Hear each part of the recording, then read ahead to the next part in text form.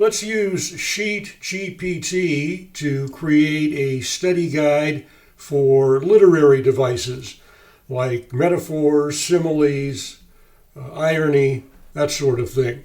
So I'm in my Google Drive and I'm going to go up to New,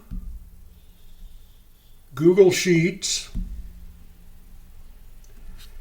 and I'm going to name this sheet Literary Devices.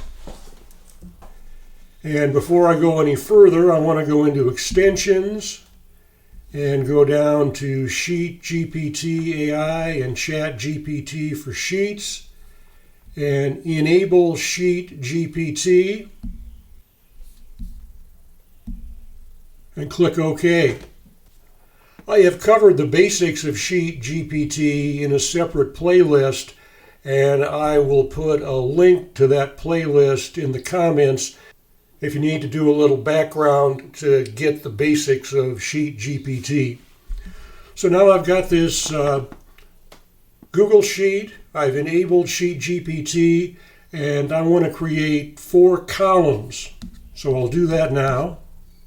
So now I've got 4 columns: literary device, definition, example, and author known for using it.